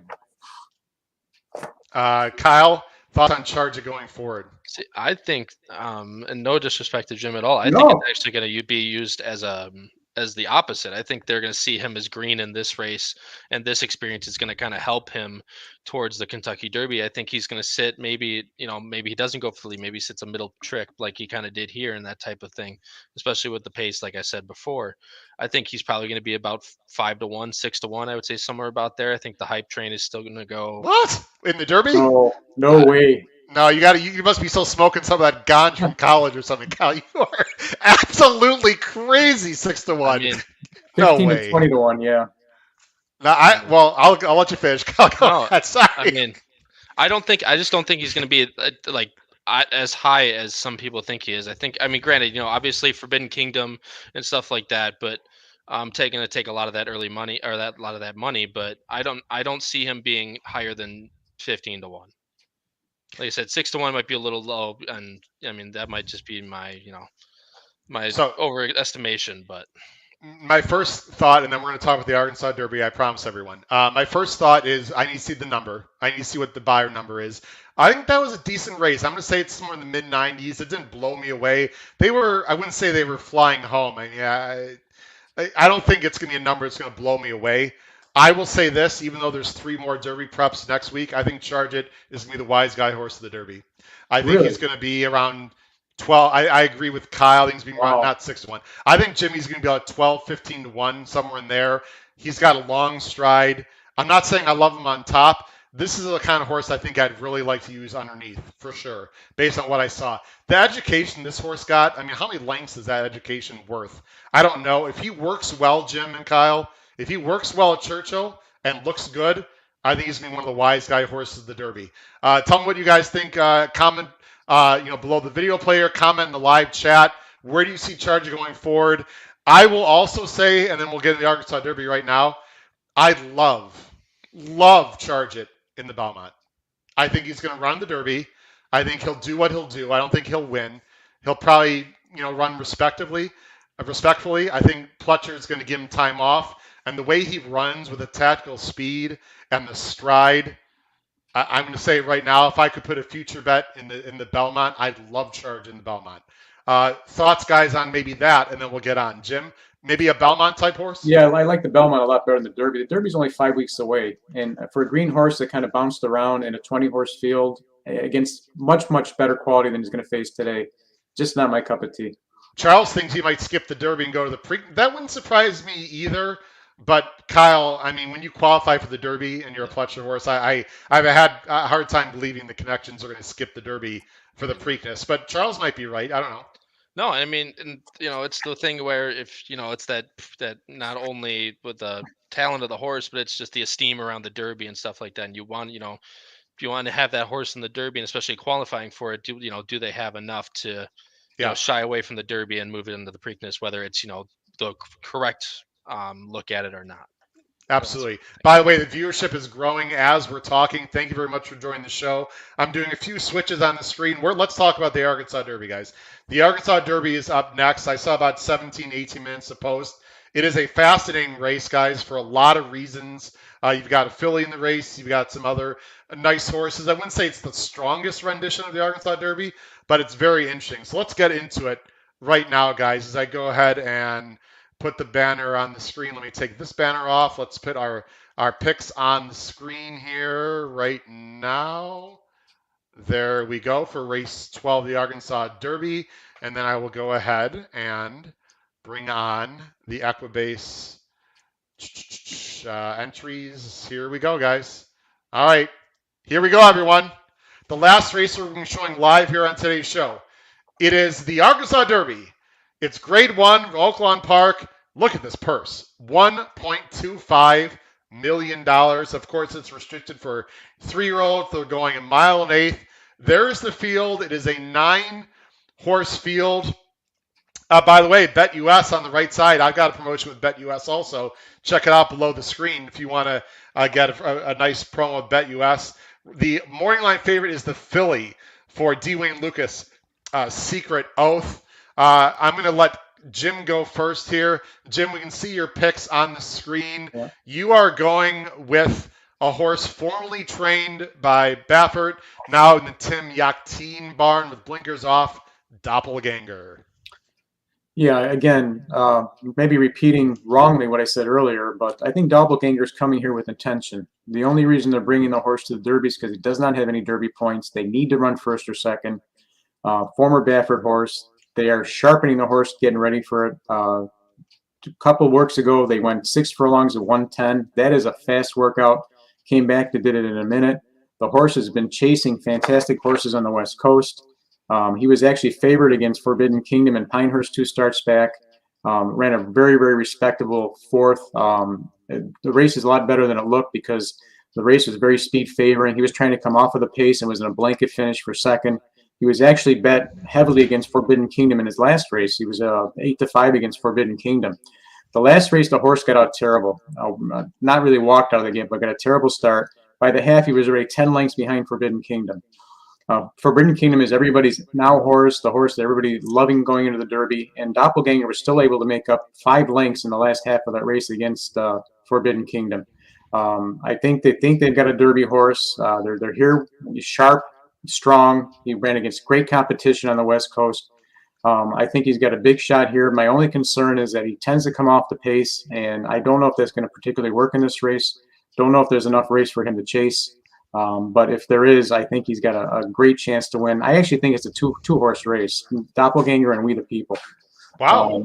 Okay. Well, before you, I'm sorry, I was short by accident, but before we just very quickly, I just want to throw a shout out. This is the actual leaderboard from the contest I was in, and I can't freeze it, but congratulations, Stephen Wells, who finished there with almost $20,000. He wins the Express Bet contest. So congratulations, Stephen Wells. You see Darren Schweiger second, Evan Tromer third. They will all qualify now for the NHC. Congratulations to those guys right there.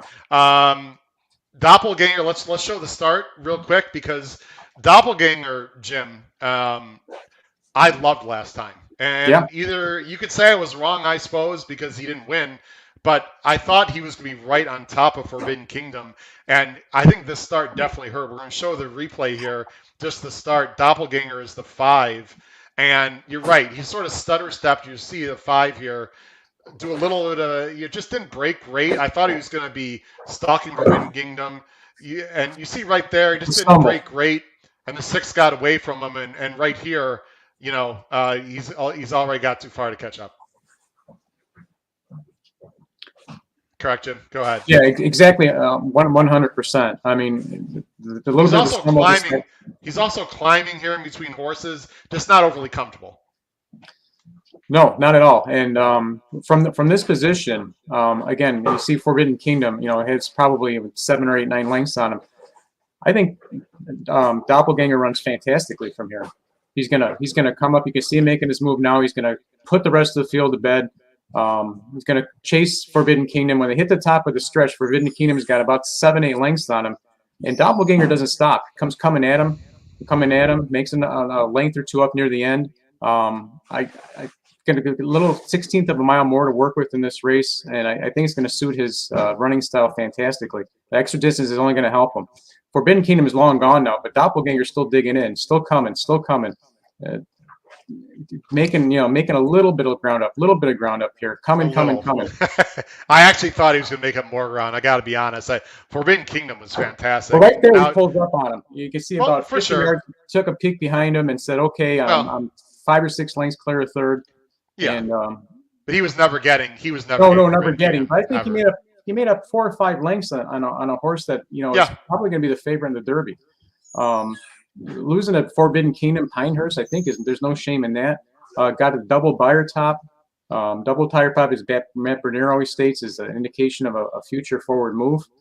Training sharp. I think he's been running against better competition.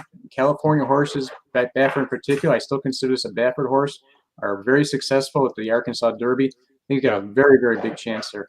The blinker's off. From what I understand, Baffert was planning on doing this all along. Listen, Tim Yakteen is not going to make a big equipment change like out of nowhere in a huge race without consulting Baffert. And Yakteen used to work for Baffert. Let's make no mistake about it. Jim, I think you bring up an excellent point. Yeah, in name, they're not trained by Baffert, but obviously Baffert's got his finger, his pulse on these horses for sure. The other horse you mentioned that you think is between is a horse that I really like. This is the horse that I have on top, We the People. Yeah, We the People was only flattered yesterday when a horse named Ruggs, who ran 4th in his last race, very impressive. Beat a 2 to 5 horse, ran on, I think, a 90 buyer. If you have here, that, it is coming up right now. Got an 83 buyer out of 83. That. Okay, I thought it was a little bit higher than that. But the horse did win, so that flatters. One going away by 2 3/4 lengths. And again, you can see there was a heavy favorite in the race. I don't know if you have the results of the race, but he beat a heavy favorite pretty easily under restraint. So it only flatters him. He's got the right running style for the race.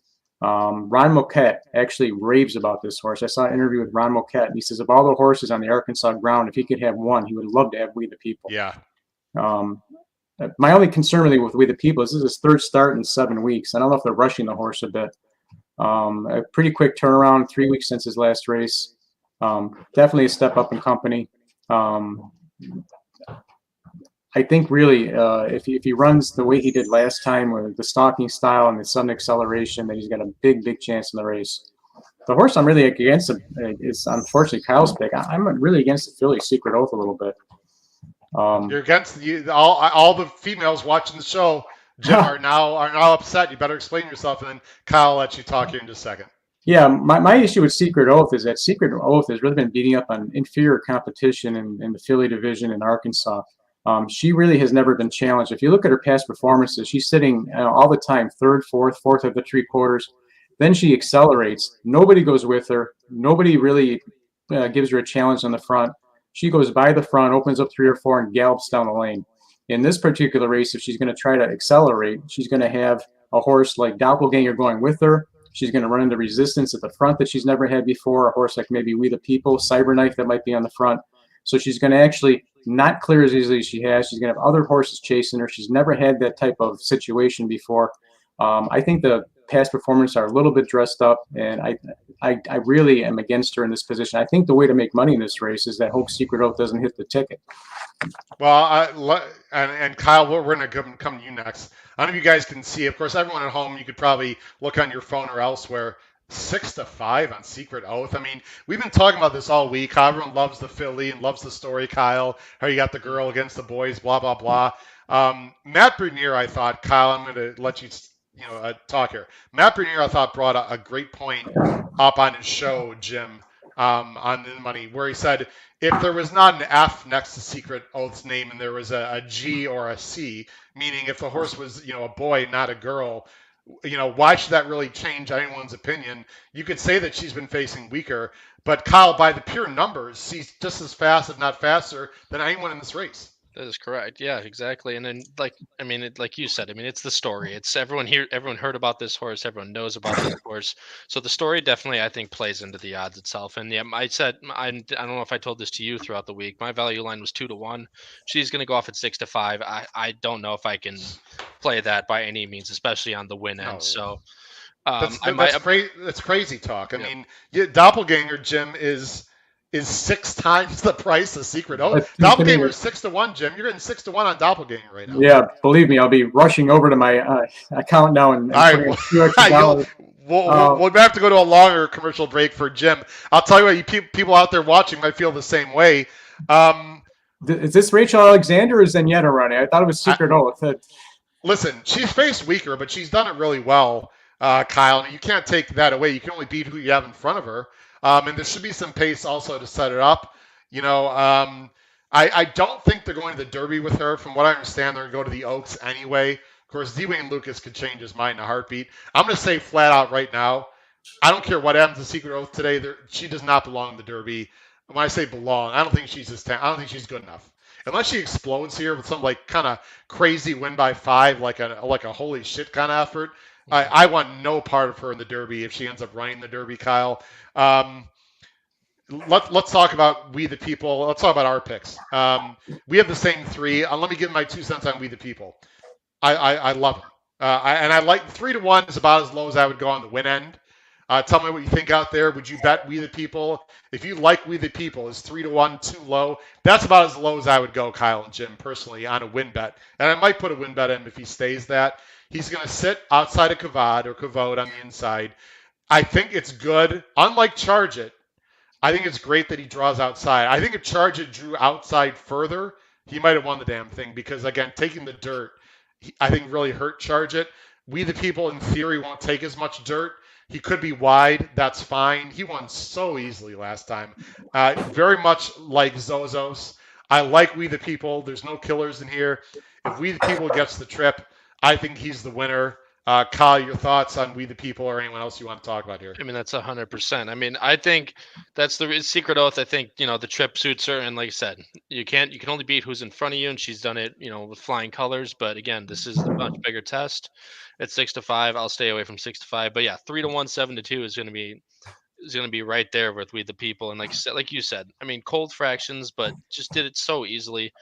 granted 2-5 at Oaklawn again, big step up, a bigger ask, but if he gets to the lead, like you said, again, if he doesn't take any dirt and he's able to sit that, that stalking pace, I think he'll get the jump on everyone else and he'll take it home. But um, again, Secret Oath, like I was saying, too short of a price, but I think the trip could suit her.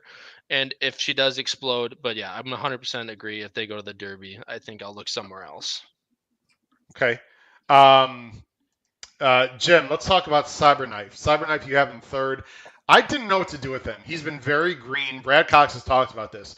He's been very green. He's had some issues. He's got talent. He got an 87 buyer last time, an optional, 50K N1X. He seems like the horse that's going to need his own way in this kind of field, but I wouldn't rule him out of this race. He's 6-1 right now on the board. Yeah, to be honest with you, Howard, the only reason I had the horse third is because I didn't really want anybody out of the Rebel. And I was against the filly, and Cyberknife was kind of process of elimination, the one left. A couple concerns I have with Cyberknife is that the two good races she ran were both with Lasix. Without the Lasix, I don't know if she's going to run as well. She's going to be stalking from the outside position. She's going to have to deal with We the People. Brad Cox is high on the horse. I saw an interview earlier today in the pre-run up to the show, where Brad Cox says the horse has never been training better, and then he's expecting the horse to go near the front, stalk, and make a good accounting of himself. I'm a little skeptical. Again, this is more of a default pick for me, maybe a best of the rest type. I really think that the race goes through We the People and Doppelganger. Well, you mentioned the Rebel. I am completely against anyone coming out of the Rebel. I thought it was a weak race. I thought it was slow. Someone on the show, Charles mentioned Chasing Time, who's a fresh face that's 18-1. So Charles, good luck with Chasing Time. I don't love him, but listen, I wouldn't blame him. I will make one comment about Chasing Time if I can, Howard. The connectors with Chasing Time said that the horse does not like mud, doesn't like mud being thrown at him. He was a little bit in the second flight last time. Even though the track shows fast in the Rebel, they had a tremendous downpour about 15 minutes before the race started. You can see if you watch the replay that the track is more, to me, it was more sloppy, muddy than fast. When Chasing Time ran 3 starts back in the mud, also had the same issue where he didn't like the kickback. They think that the horse will run better on a fast track. I don't think the horse classes up, but maybe to run third or fourth in the tries and supers and spice the price up a little bit.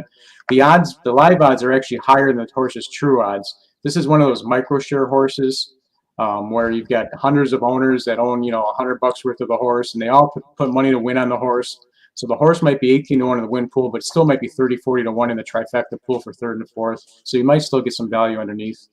I just want to show the stretch run of the Rebel there. Again, people didn't see it. The 9 right here is Barber Road, who I really liked in this race and just ran in spots and came up the inside. You're going to see the winner, Un Ojo. Chasing Time's the 8 horse right now. Is getting all the kickback from the front 4. Okay. So you got Chasing Time. Here's Un Ojo, who somehow was able to get up.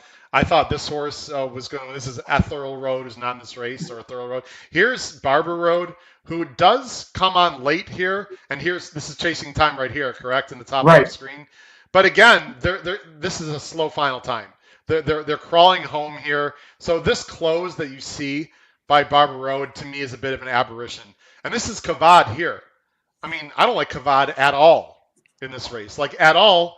And he's, what, a length and a quarter off, maybe a length, we'll call it 2 lengths off the winner. So are you people are telling me now if you like Un Ojo or like Barber Road, you have to like Kavad, right? I mean, so the extra distance isn't going to help this horse. And I understand what you're saying with Chasing Time. I think he's interesting underneath. But this race, I didn't like visually at all, Jim. Not at all. Well, I'll say this about Barber Road. First time in the 3 starts, he's got a good post. He's been a 9-hole out of 11. He's been 10 out of 10, and if I remember right, like 9 out of 10 again or something like that. He's at 3 outside posts. He hasn't been able to lead well. With an inside 3 post, he maybe gets out 3rd or 4th instead of 9th or 10th. Gets him a little bit closer. Again, not a win candidate, but if you're looking, if you really are set on a couple of those horses on the top, filling out a trifecta, superfecta. I see Barber Road, though, is now 9-1. I don't think there's value at all, though. No, not really. Kyle, any quick thoughts? We're going to take a very short break. right before the Arkansas Derby. It says 0 minutes to post, but they're still parading around. Any final thoughts, Kyle, on the Arkansas Derby? No, I just agree with everyone else that I'm staying away from the Rebel, and I'm going to play these three in some type of keyed exactas and trifectas. And like I said, for value, hopefully we beat Secret Oath. If the filly wins, it'll be a great story.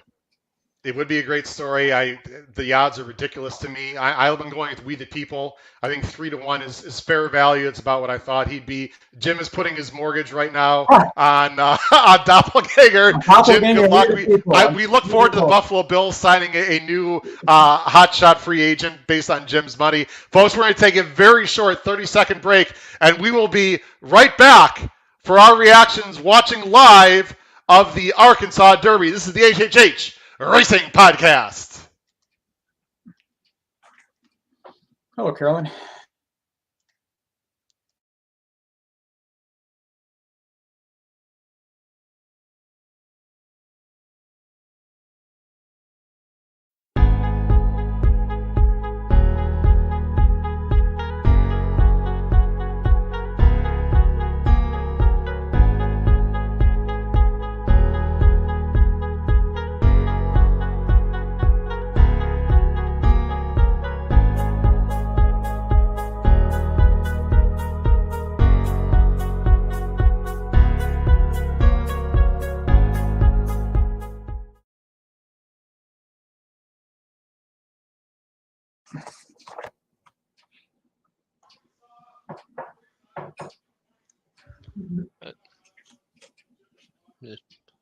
Microphone. Sorry, my microphone's off. I apologize. Yeah. Sorry, HHH Racing Podcast. I'm here with Kyle Roscoe and Jim Pilars. They are loading in the gates for the Arkansas Derby, 1.25 million.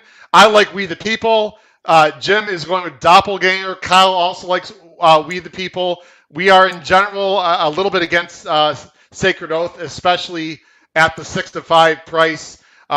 It'll be interesting to see what happens. This is the last major prep of the day, as they are. Last one is about to load in the gate, for us at least. Arkansas Derby time. Here we go. There's We the People. Let's see it break. There we go. They're on. Someone's got their sign on in the background. Pretty clean break. Ooh, there was some bumping and steadying in the middle of the pack. Cyberknife got off well. You have Cavo. They are 5 across the track. Yep. This looks to be a very fast pace. We the People, it's going to try to tuck in and will do so somewhat. He's still got sort of drifted out. Kavad is in the lead. Doppelganger, Jim, up close with the blinkers off in third in a comfortable spot, but they went fast early, Jim. Yeah, I think he's too close to the front. I don't like that move at all. I don't like the fact that he was part of that early pace around the first turn, and I just hope it doesn't bite him in the end. We haven't seen the first. I don't see a first quarter time. Flat. 22 yet. Oh, they are flying. This would help the closers in theory. This would help the filly. Doppelganger is running fine. About early move from Cyberknife is splitting and making an early move here. But he got through, but he used some energy. You got to love where Doppelganger is right now, by the way, Jim. 7-1, sitting pretty on the outside. A lot of the other horses are sort of clumped up in behind. Doppelganger all done, backing up. Yeah, and here comes Secret Oath is coming from all the way in back and absolutely flying right now. It's Cyberknife and Kavad. It's going to be, it looks like it's either Cyberknife or Secret Oath as they go to the top of the stretch. Is it Cyberknife? Is it the filly, Secret Oath? Cyberknife takes the lead. It looks like the 3 is trying to get through. Can't quite get through. And Cyberknife is still holding on. The filly is trying her hardest. I don't think she's going to be getting there. She keeps lugging in. It's Cyberknife. Secret Oath. Cyberknife. Secret Oath. Here comes Barber Road. Cyberknife wins the Arkansas Derby at, I believe, around 8-1. The filly ran well for second. The final time is 1:50-2. Barber Road. Very nice win on the gallop out, but that doesn't matter. Cyberknife for Brad Cox takes the Arkansas Derby. Quick thoughts, Jim.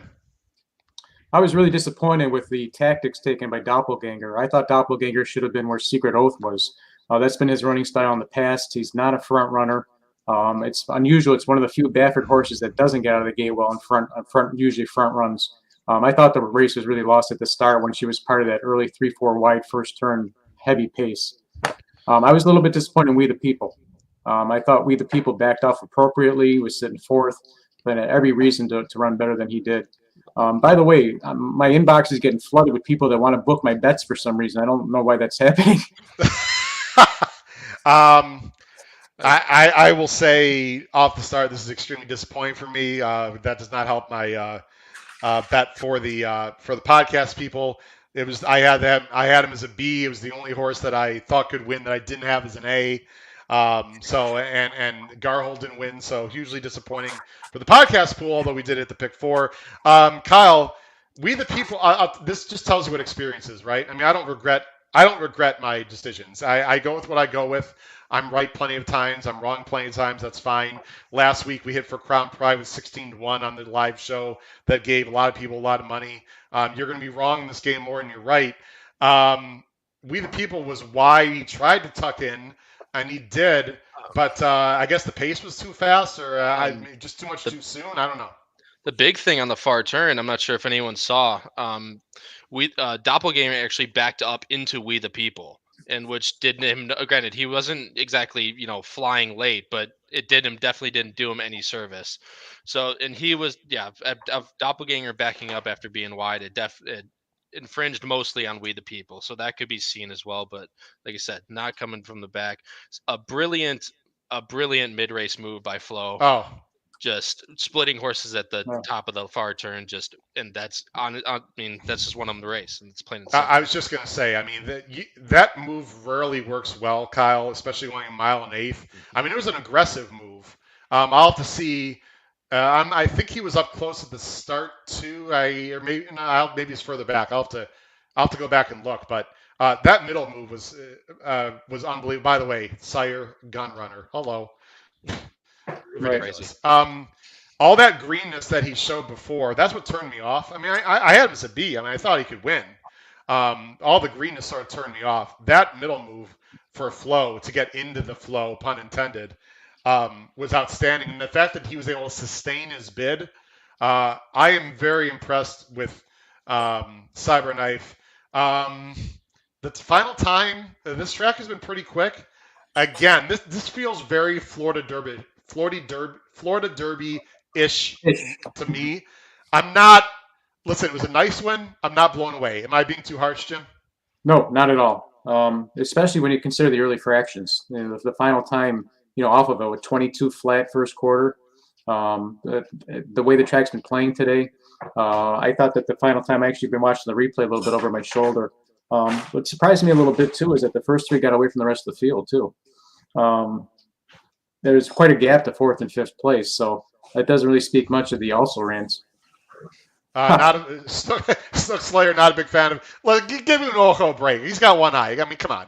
I mean, Patch ran well in the Derby. I mean, Uno was going to the Derby, everyone. So if you like the one-eyed wonder, but listen, we didn't like anyone.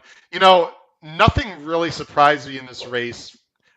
With a few respects. Number one, I didn't like anyone out of the Rebel. Barbaro does what he does. I mean, I guess if people wouldn't like him in the Derby because it's longer and he might be like a filler for fourth. I don't like Barbaro going forward.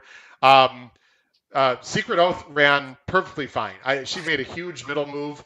If she's facing Philly, she wins that by 3 or 4 or 5. I mean, for sure. This is a different ball game. But she ran perfectly well, and she did come wide. I mean, so if there are any haters that thought she couldn't run with these horses or couldn't belong, she just picked up 20%? She just picked up $250,000 there in that race, $250,000 she picked up for finishing second. So she certainly ran well. I mean, hard for him to throw shade. Cyberknife just did something he's never done. I mean, he ran huge. He was more professional. I don't think this time is going to be anything special because they just didn't come home real fast.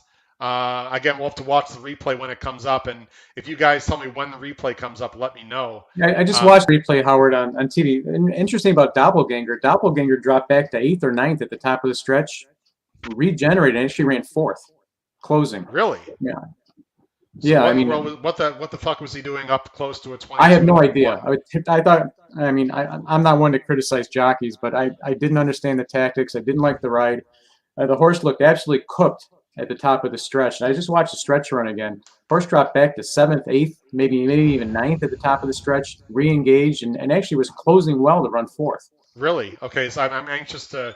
Actually, we're not going to show the replay on the show here, but are you telling me that he's still sneaky interesting for? Actually, he can't get in the Derby. Not getting enough points. He's not getting enough points. What he had? He had like 15-ish coming into this or something? There's nothing. It was a Baffert horse. What a shame. A former Baffert horse not getting in the Derby. Hold on a second. Hold on. I got, I'm sorry, Jim. That's no shade towards you. I'm just not at all. I think my actions speak louder than any particular words. That was Johnny V, right? Yeah. He was on Doppelgate. The weird thing is blinkers off usually means he would be a little bit further off the pace. I mean, if he got a more patient ride, it's hard to say he would have won because he just didn't run very well. He ran in spots. It was a weird effort. It was a weird effort, and I think if he's running alongside Secret Oath early in the race, they come together, and that might have been a little bit more interesting then. The Exacta pays 58 for $1. 50-cent try, juicy, 114 for 50 cents. It comes 836. Like you said, the 4 Doppelganger finishes 4th. I'll have to watch again. We're not going to watch on this show, but we'll have to see that again. Kyle, as we're going to go ahead and wrap up the show here. Again, we appreciate everyone joining us. It was a fascinating day. Really enjoyed it. Final thoughts on the Arkansas Derby. Where do you see Cyberknife in the Kentucky Derby, Kyle, in terms of his odds and his prospects? Well, I'm not one to get yelled at again, but no, I'm just kidding. But again, I don't think this is going to come back very impressive for a lot of people. And again, Secret Oath, like you said, she runs against fillies. She wins by 5, and that's nothing against the filly class. But I think she'll go to the Oaks and she'll do perfectly fine there. She'll probably end up actually being the favorite in the Oaks, of course. But Cyberknife, again, probably another 15, 20 to 1, maybe even a little bit. I would probably say about 15 to 1 again, the Derby. By the way, someone H. Midi commented, what about Florent Giroux? We just talked about Florent Giroux. It was an unbelievable ride. He's a great rider. It was a great ride. I mean, I don't know what else to say. I mean, I don't know too many jocks that would move early like that and still be able to sustain. He knew he had horse. It was a great job. Jim, Cyberknife in the Kentucky Derby. Where do you see Secret Oath in the Oaks? Is she going to be the favorite, like Kyle said? Any other thoughts? Cyberknife in the Derby, I think, will be a longer price, and I think it will be an also ran. Won't have any of my money. Filler, bottom 10. I really didn't see anything that was exciting. I don't think I saw a horse today that I have any interest in betting for first or second in the Derby, and that includes White Burial. I think, if you look at the epicenters, you look at the Forbidden Kingdoms, you look at the horses that are going to be running next weekend in Louisiana. Vanden hasn't run yet. There's so many other horses that interest me much more than anything I saw today. Oops, it's not the screen I wanted. Yeah, listen, this has nothing to do with me being incorrect on these Derby preps. I mean, the horses I thought would win didn't. That's fine. I can accept that. I had plenty of other nice scores today, so that's fine.